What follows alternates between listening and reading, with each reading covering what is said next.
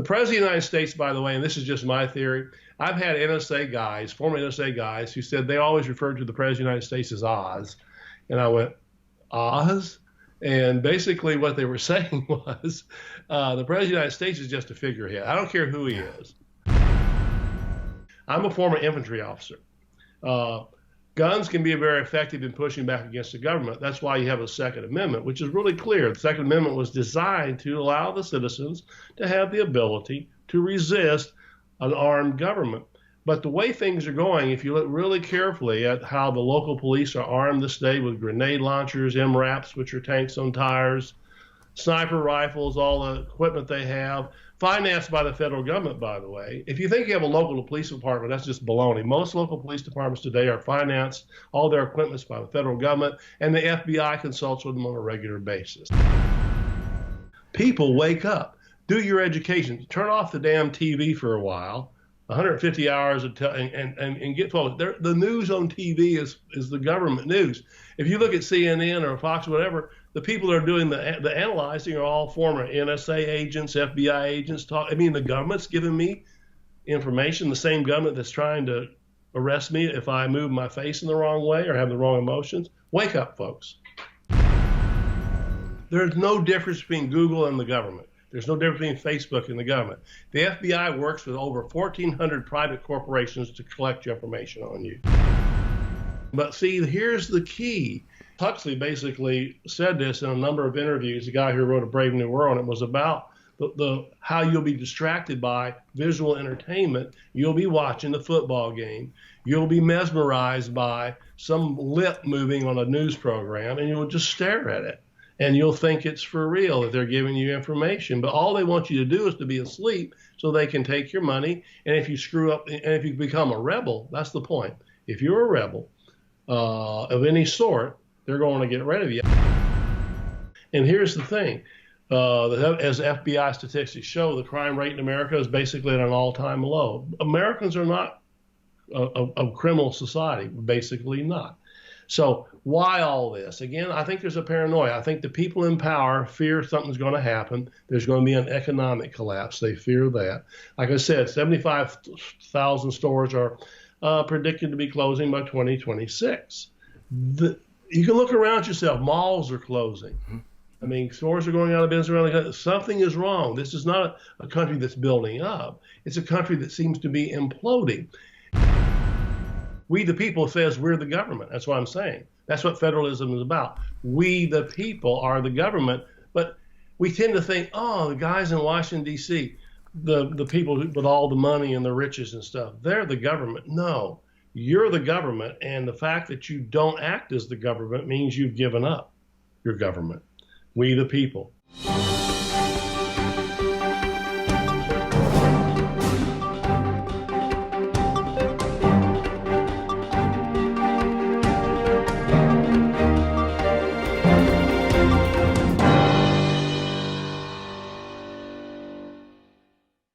Welcome back to Finance and Liberty and Reluctant Preppers. We have a returning guest, always popular with our viewers. John Whitehead is the founder of the Rutherford Institute at rutherfordinstitute.org. He's a constitutional attorney, and he's here with us to talk about some very pressing topics that are in the news. John, thanks for joining us again. Thanks for having me on, sir. There was an article that came out less than 2 weeks ago in Law Enforcement Today. I'll put a link to that in the description. I'll put a picture of it up on the screen. Yes, the United Nations is hiring disarmament officers in New York. The question is, why? The article goes on to talk about job descriptions that are being posted in New York for hiring of English-speaking individuals who have demonstrated experience at disarming individuals, including civilians. And there's reasonable concern specifically because this is not from the New York Police Department. This is not from, the National Guard of the state of New York or anything like that. This is the United Nations hiring disarmament officers in New York. What do we know about this and what's going on behind it? Well, we don't know a lot about it. All we know is what's been reported, and it's a little fuzzy exactly what they're doing, but they're talking about disarmament, demobilization, and reinstatement into society.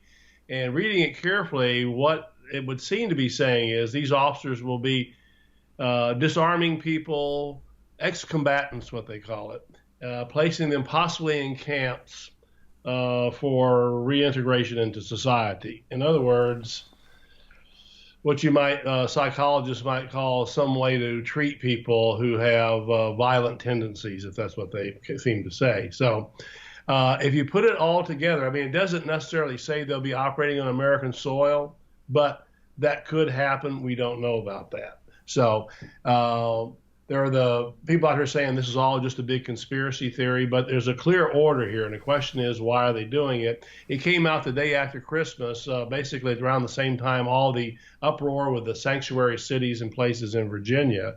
And people were postulating that may have been a reason. But the thing is that the government's been preparing for a long time for possible disruption in society, going back to the 1980s when they were doing the Rex 84 exercises out in the desert, preparing for the breakdown of society.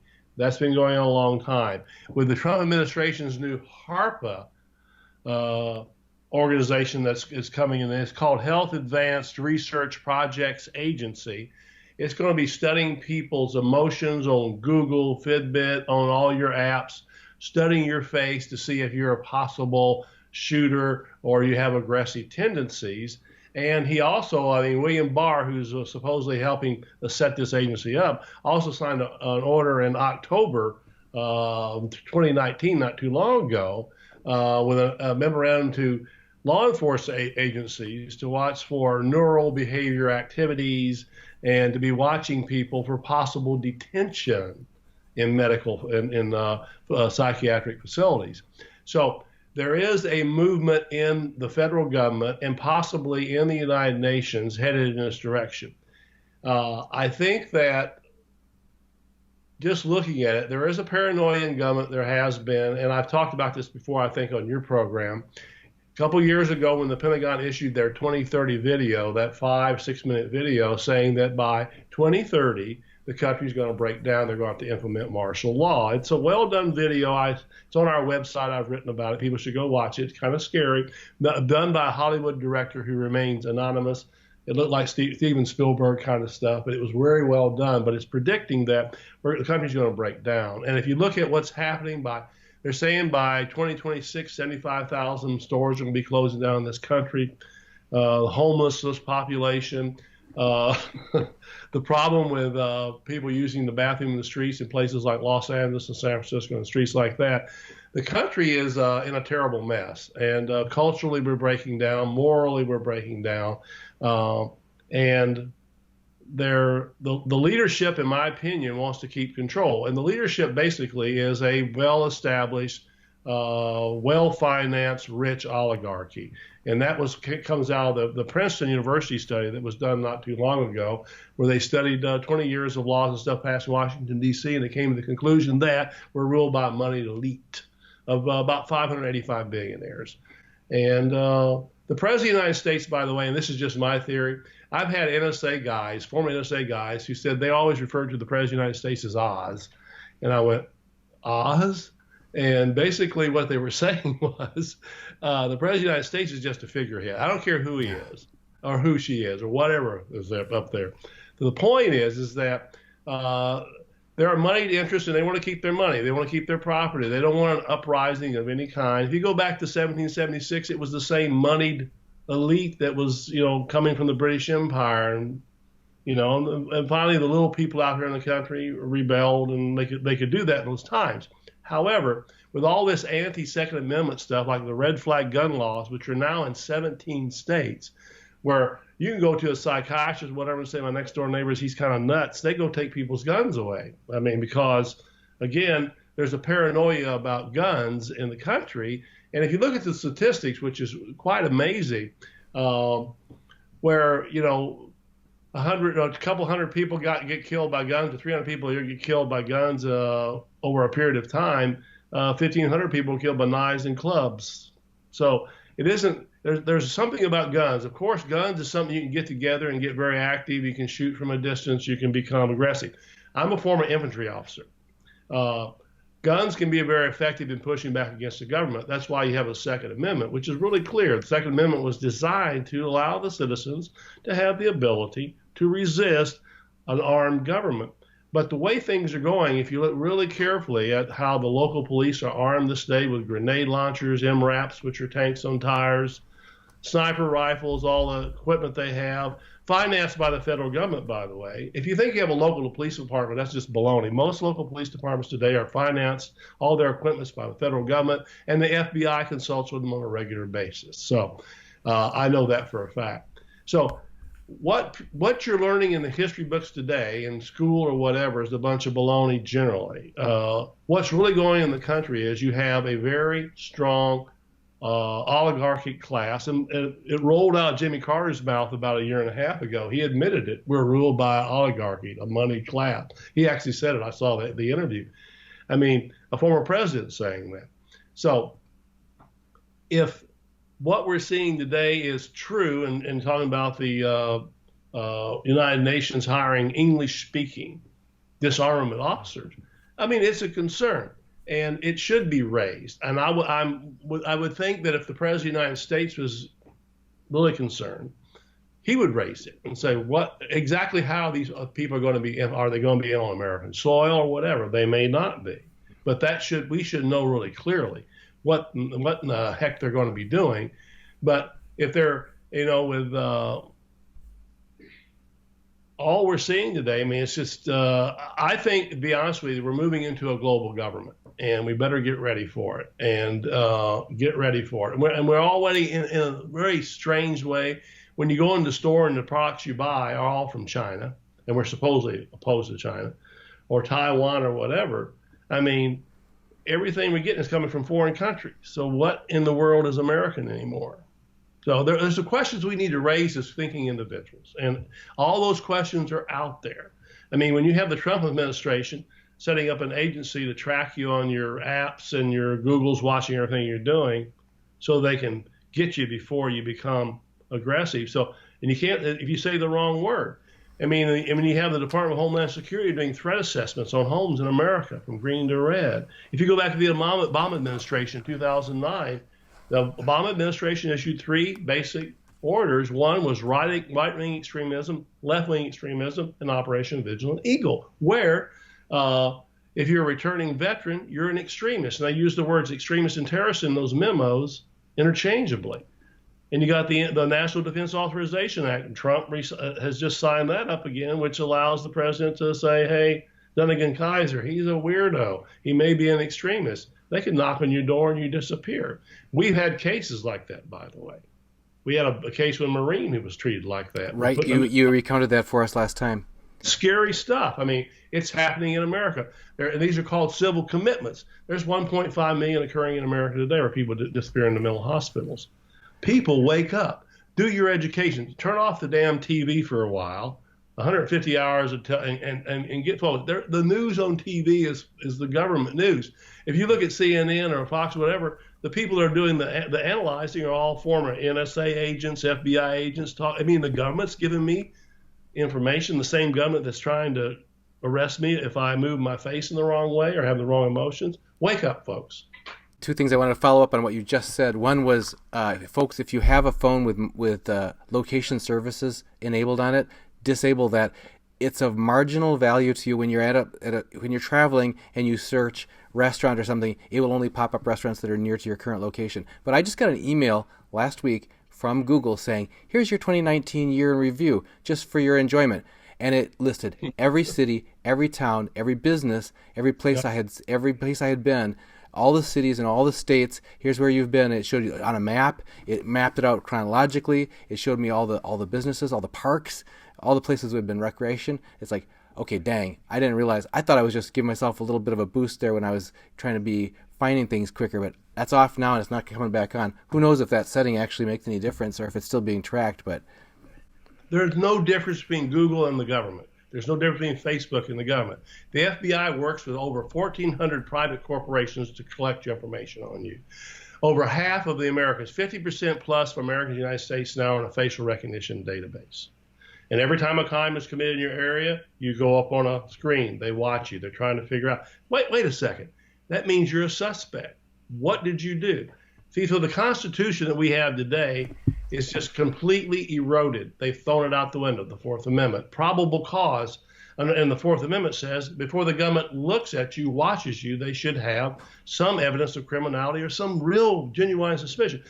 Because I'm walking down the street, they're watching me. And now with this new HARPA agency under Trump, they're going to be watching my facial expressions, tattoos, to see if I'm dangerous. You know, it's a total surveillance society now, and we're there, folks. And they're going to come get you at the door with red flag gun laws in 17 states. I mean, people have been shot with the police coming to the door. People defend themselves. You know, they want to defend themselves. They're afraid. And with the 80,000 SWAT team raids occurring across America now, where they're crashing through doors in the middle of the nights, killing dogs and kids and stuff. I mean, we're in a horror trip nation. But see, here's the key. Huxley basically said this in a number of interviews. The guy who wrote A Brave New World, and it was about the how you'll be distracted by visual entertainment. You'll be watching the football game. You'll be mesmerized by some lip moving on a news program, and you'll just stare at it. And you'll think it's for real, that they're giving you information. But all they want you to do is to be asleep so they can take your money. And if you screw up, and if you become a rebel, that's the point. If you're a rebel of any sort, they're going to get rid of you. I mean, I've had former NSA agents tell me, John, I'm surprised you're still alive. I had a CIA agent send me an email saying, I used to be a hit guy from the government. Why are you still alive?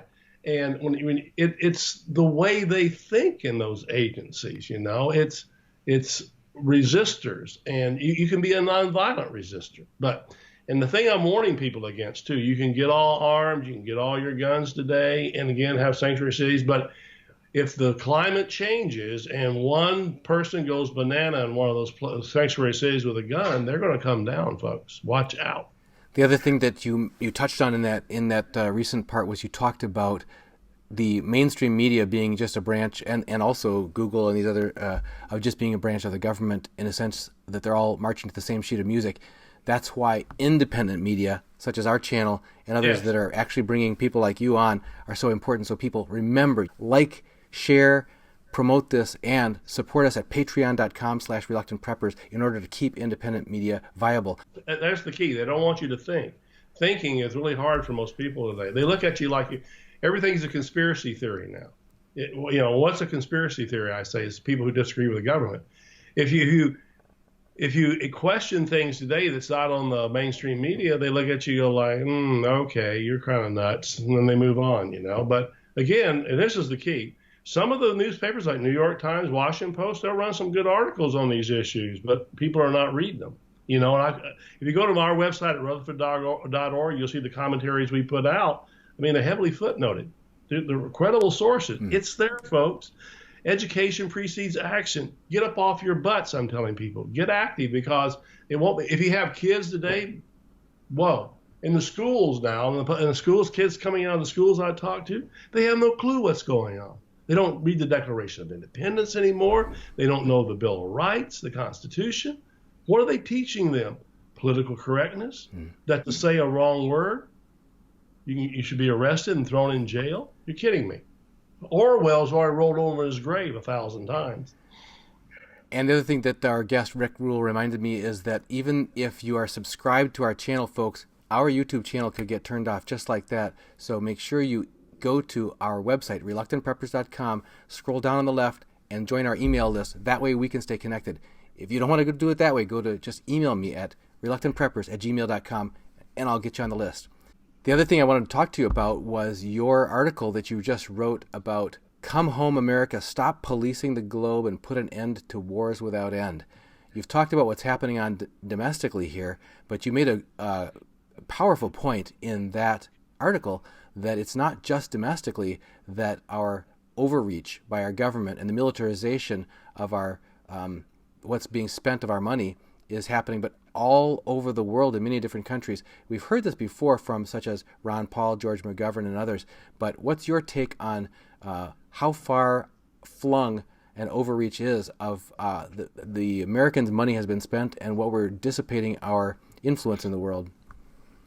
Well, the American government operates 800 bases in 160 countries at a cost of $32 million per hour. The country's now in the biggest deficits ever faced. Was it $23 trillion in debt?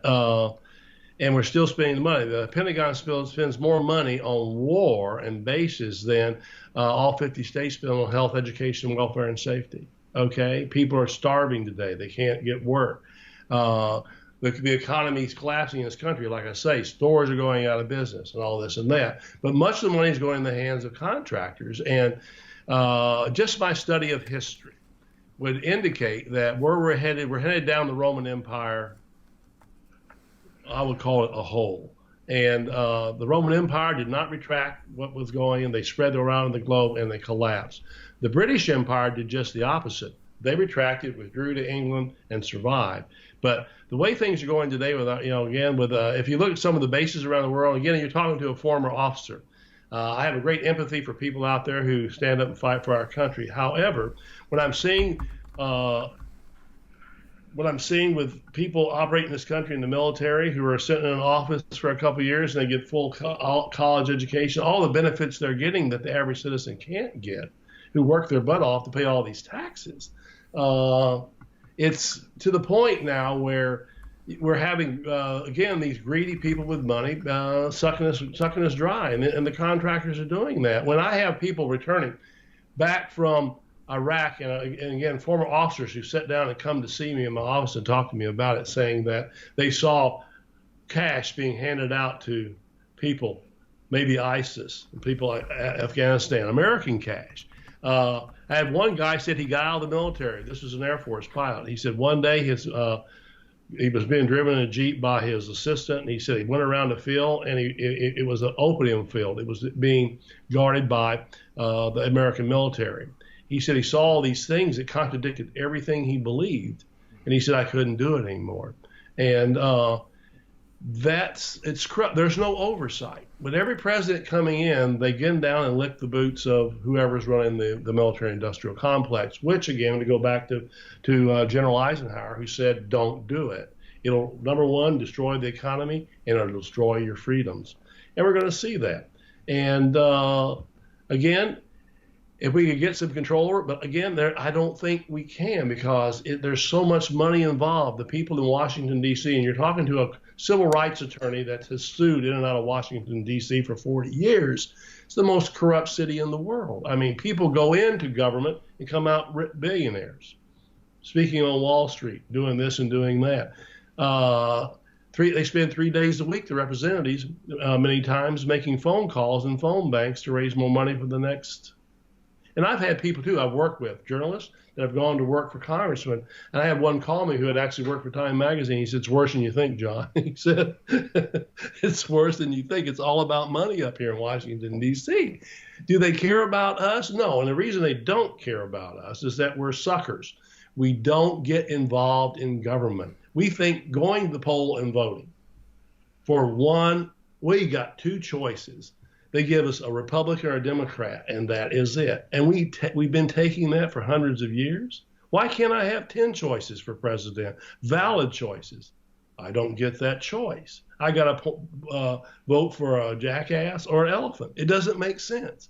And we're born into that system. We're indoctrinated in that system, and we just follow along. And do I think it's going to get any better? No, I think they're going to drain us dry. Like I said, if the Pentagon is spending more money than all 50 states on health, education, and welfare, we're paying for that. We, as the American citizens, are paying for all that stuff. We should be outraged. But see, most Americans don't realize that. They believe, and again, there's a good article that just came out in Psychology Today, by the way. It says we're psychologically programmed to support a war machine, with all the flyovers and the football games and all that stuff, which the military is paying for, and we're paying for that. All our taxpayer money, we're paying for that stuff.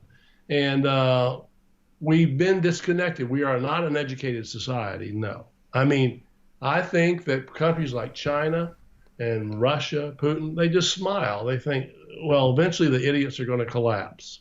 And you know something? The way this country's going, I think it can collapse. I think that 2030 video put up by the Pentagon was very realistic. It's a warning. It was sent out as a training video for the Pentagon and police to get ready. And they're getting ready with this disarmament thing in the UN, all the red flag gun laws coming now, this HARPA agency, it's coming so darn fast.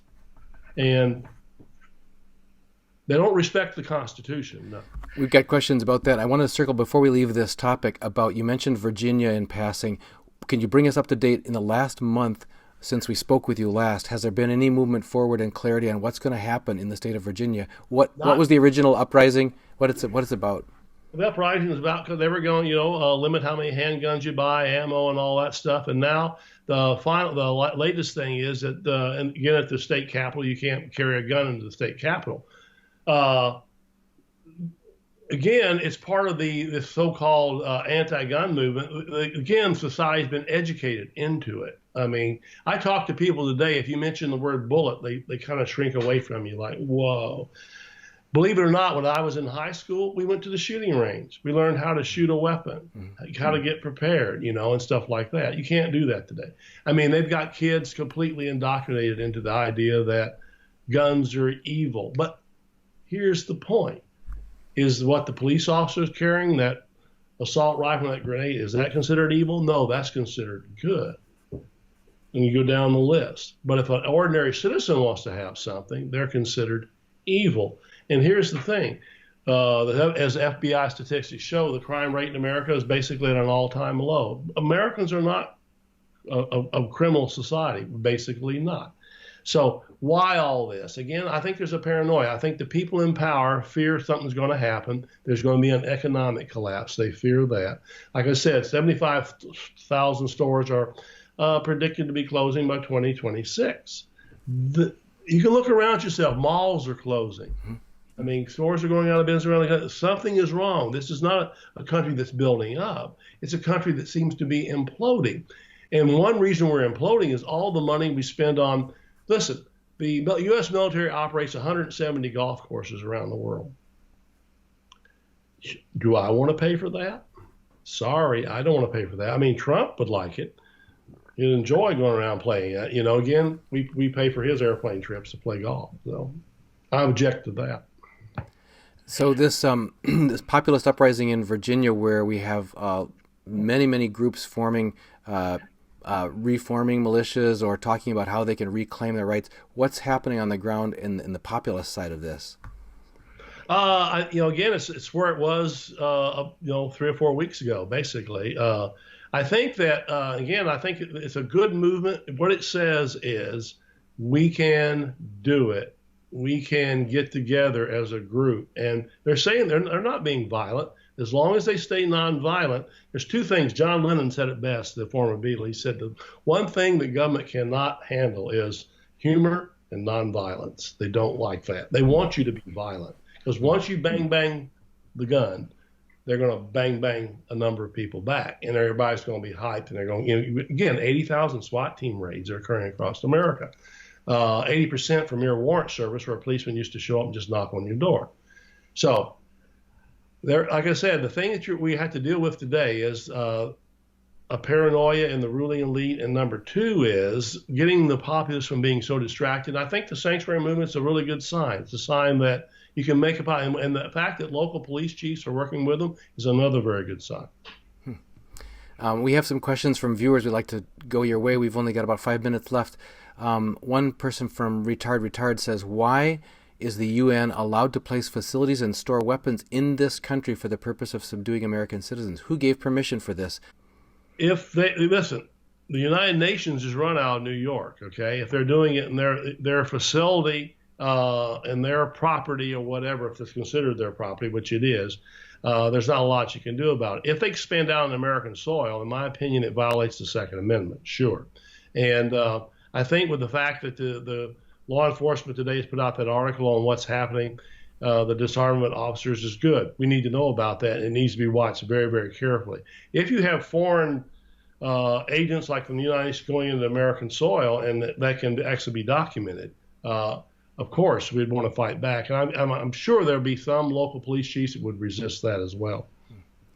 We have a question from Christopher K. that gets onto what you were talking about a few minutes ago. When will the patriot mindset emerge? Freedom of speech and the right to bear arms shall not be infringed. There were a few patriots in 1770, but many determined ones by 1776. Will a rising occur?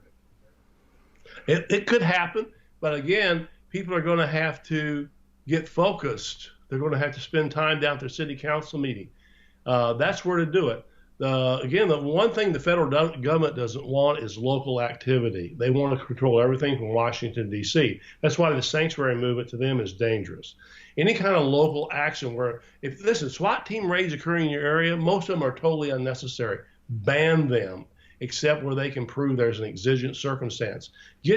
Start civil liberties oversight committees. Get just local citizens together and go down and storm your city council meeting and demand they take action. If not, vote the suckers out and put yourself on the committee and take over your government. You know what word has completely disappeared from the American vocabulary is the word federalism.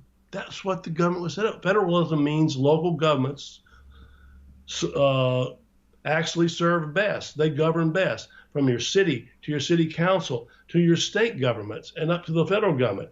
Federalism, it's disappeared. No one even talks about that anymore. But who should be running this country is local cities and counties. And that's where the people have to do their uprising. Becky Deering asks, was it legal under the Constitution to militarize our police or send National Guard out of the country? No, I don't think, no, again, I think the people who wrote the Constitution, militarized policemen totally freaked them out. If you can read what Washington said, Franklin, Jefferson, no, they would not have agreed with any of that. The police should not be militarized, no. And what did George Washington say? Do not have a standing army on American soil. We already have that, folks. It's called the militarized police. They work with the National Guard, and they will work with the military. The military will be mobilized, by the way. They're ready to get mobilized, like I said, under that 2030 video and the paranoia we're seeing. I mean, they're ready to move in and impose martial law. It can happen. Rob B. asks, please ask Mr. Whitehead the reason and or significance of the capitalization in the Constitution of the words we, people, and posterity. If there's no reason or significance, why capitalize those words, as in contract law? It is a contract, is it not? It's a contract. What we the people say, well, it's how the Constitution is. We the people says we're the government. That's what I'm saying. That's what federalism is about. We the people are the government, but we tend to think, oh, the guys in Washington, D.C., the people with all the money and the riches and stuff, they're the government. No, you're the government, and the fact that you don't act as the government means you've given up your government. We the people. Yeah, it's definitely a contract, yeah. Mac asks, is there a difference between a United States citizen with a capital C and a 14th Amendment citizen, lowercase c? Not that I understand, not that the courts have ruled, no. The key of the whole Constitution, and I'll just say two things. One is, like I already said, we the people means we're the government. And the second is, the Bill of Rights is a bill of limitations. People read it carefully. It's no, no, no. We have a right to do this. Get out of here. Don't do this. Don't violate our freedom of speech. Don't violate our arms protection. Don't violate, don't unreasonable searches and seizures and all the stuff that's done. So it's really clear to the people who wrote the Bill of Rights, and the reason you have the Bill of Rights is that people like Patrick Henry did not like the original Constitution because they thought it produced too much of a centralized government, so let's have a Bill of Rights, they said. And it's really a bill of limitations, and it's saying to the government, back off. John, we have so many more questions that we will have to get you back on another time. Grateful for your visiting with us here about your articles. Guys, I'm going to put links to these articles, both of the ones we discussed, in the description. We've been speaking with John Whitehead, the founder of the Rutherford Institute. John, any other thoughts for people if they want to follow your work? No, go to our website, rutherford.org. As I say, education precedes action. We got a lot of good stuff there. Get educated and get active in your local government. Thank you for being here, John. Thank you, sir. They say the stock market crashed today. Yeah, I heard that. Sounds like people's retirement accounts and savings accounts are going to get bailed into the banks. Yeah. Looks like pension plans and Social Security are going to get suspended too. I know. Sure, I'm glad we decided to put our money into gold and silver instead. Me too. Get your gold and silver and support this channel at goldsilver.com/AFF=RP.